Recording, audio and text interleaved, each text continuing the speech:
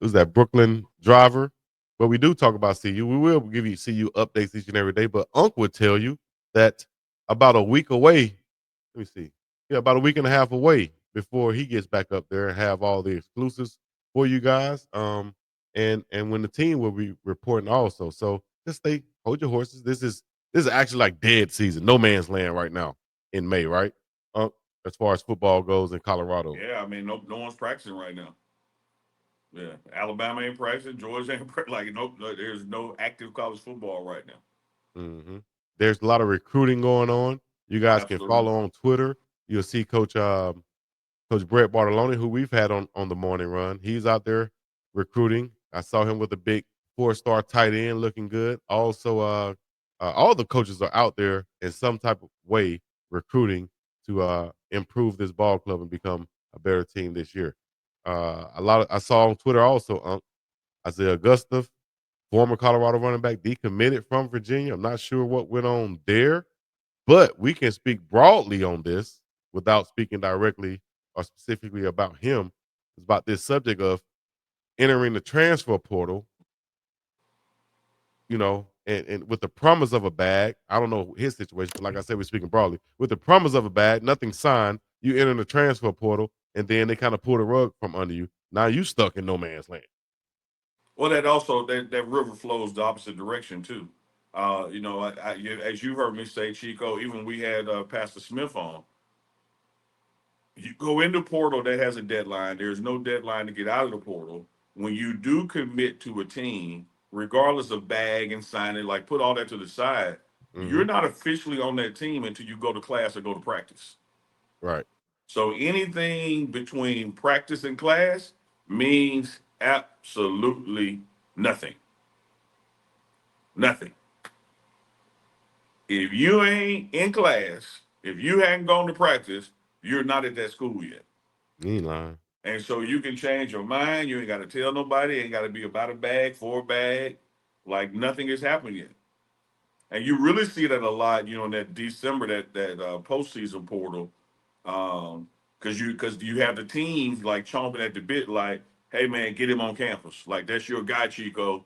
Like tell him to show up, because we know if we get him here and in this weight room, he here. Right. Yeah, man. I'll say, in this day of age of transfer portal and college football, dog, and let's say I'm a young father, you know, I can understand you trying to make the decision to go get the money. But at the same time, if I'm a young father and I really sit back and I think about it, I'll say, dog, and I'm just talking about players at Colorado who have a chance to play and have the talent to do it. I'll say, man, chase the NFL. Coach Prime said it many times. Chase the NFL, not the NIL, because you can end up in this situation.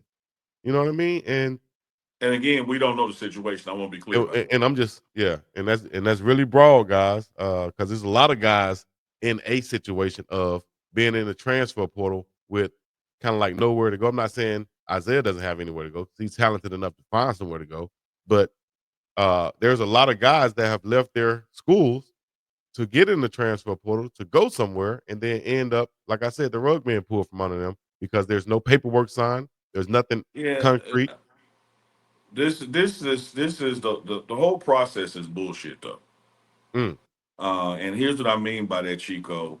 Like the NCAA will tell you that you can't. They will tell schools you can't talk to players that are not in the portal. They'll tell players you can't do this with schools if you're not in the portal. Well, the way the rules are set up, if you follow them to the letter of the law, you don't have nowhere to go with until you get in the portal. Lord, it's And crazy. then when you see people get in the portal and 5 minutes later at the school, well, you know conversations, whether they were third party or second party or first hand, somebody talked to somebody. And so it's like it's set up for you to have to break the rule to succeed if you're a young person. Because you like, I don't know where to go if I'm just getting in and then waiting. So my auntie or cousin, somebody got to be talking to somebody. Yeah. And then And you you can gonna have get to trust them. somewhere, and like you said, what you were, and again, I don't care if it's bag or facilities or distance to the airport. It doesn't matter what it is. you can get somewhere and it doesn't look like what you told it would look like or what they said it was going to be. And so that's why I always tell folks, I don't care if it's your team or another team, when you get excited about these transfers, you gotta hold and temper that excitement into practice, which could be the weight room or a class start. Because until they do one of those things, they're not on that team. Right. And for everybody asking, questioning, wondering, um, Colorado added 7 transfer offensive linemen this season. 7. Zy Chrysler, Xavier Hill, Zaria McGill, Aki Ogubinye, Andre Roy Jr., Larry Johnson III, and Mana Taimani were all added to this offensive line unit for the Buffs. So we're going to see how all of those guys shape up. We got some former starters in there, with Chrysler starting 30 games, Hill starting 28, McGill starting 27, AO starting 8, and Roy Jr. starting 7 games. So a lot of experience coming into that offensive line. That's going to create a lot of competition on that offensive line. We can only say, just from looking at it, from a bird's eye view, so to speak. Shout out to bird's eye view. Uh, Jordan Seaton will be the only projected starter on that group. All those other positions should be wide open. Yeah, they are wide open. Jordan Seaton, is the guy. Maybe youngest person still, but he is certainly the leader. And certainly, it has an approach and already has a graph grade, all those things. But I think when this line is officially set when we get to August, I've said it before, I say it again, from left tackle to right tackle, you're gonna have NFL guys. You're gonna have guys that scouts are coming to see. You're gonna have guys that will be participating in the showcase, the combine, etc. This is a deep line, deep room with loads of experience. I'm looking for him to do great things. Yes, indeed. Shout out to Coach Gunner, Coach Dre Garrard, and Coach Hageman, all on that offensive line, triple teaming to make that offensive line what it could be. Then we So triple looking teamed forward on them, dropping them dropping them fifth ward B's on them. Ease on them.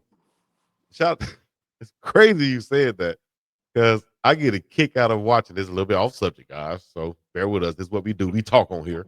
That's what we do. This is what Chico do definitely. So hold Definitely what on. Chico do. I don't But have no choice but to go with it, but it's definitely what Chico do. Unc mentioned the Ghetto Boys, and I like to watch Willie D's podcast because Willie D, if you know Willie D, if you're a fan of Willie, you know he's serious, dead serious, right? He don't play no games, so he come on the podcast. He say, "Hello, family," right in the camera. Willie D is so serious on his podcast. I just want to give a shout out to him. Y'all go watch that sometime and enjoy it when it comes on and say that Big Dog Chico sent you. That's just a shout out to Willie D, the legend. You probably got a Willie D story, don't you, Unc?